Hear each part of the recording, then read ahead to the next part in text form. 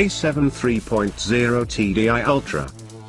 The A7, which came swooping along in 2010 as Audi's riposte to the Mercedes CLS, has had a bit of a facelift in 2014, crucially including the adoption of the super-efficient ultra-diesel engine already available on the A4, A5 and naturally the A6 on which the A7 is based.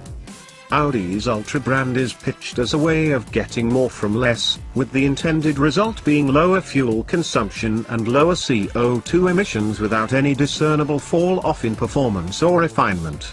Refreshing talk in a segment where the German-dominated underbonnet arms race has at times threatened to go nuclear.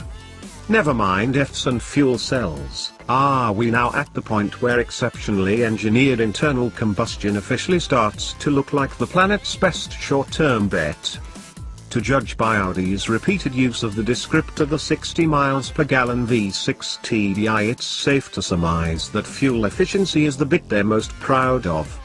Rightly so, because although A7 owners have less chance of achieving the 60.1 miles per gallon official figure than they have of landing on Jupiter, the figure humbles the 54.3 miles per gallon of the more powerful 268 bhp diesel option. It also monsters the 46.3 miles per gallon of the 316 bhp biturbo diesel model, and unsurprisingly slays the 37.2 miles per gallon of the 3.0-litre TFSI petrol engine stone dead. This, coupled with a significantly improved carbon emission figure of 122 grams/km, against 136 from the nearest diesel, makes for impressive stuff from a 3.0-litre V6. Of course, the 215 bhp output isn't top trumps material, but there's still 295 pounds-foot of torque involved, so you're right in the game. Not at all. In fact, this is a beautiful drivetrain, its key characteristic being a seamless and abundant swathe of torque running through the heart of the rev band, from 1,250 revolutions per minute all the way to the next cog, selected at times too keenly by the 7-speed dual-clutch auto box.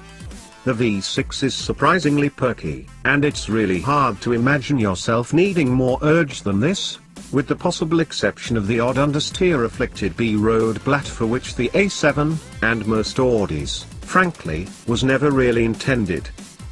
That said, despite its 4-door body and ample proportions, this is not a heavy car. Ultra doesn't just stand for the engine, it also nods to Audi's ASF aluminium construction, which adds rigidity but keeps the weight down to 1,755 kilograms.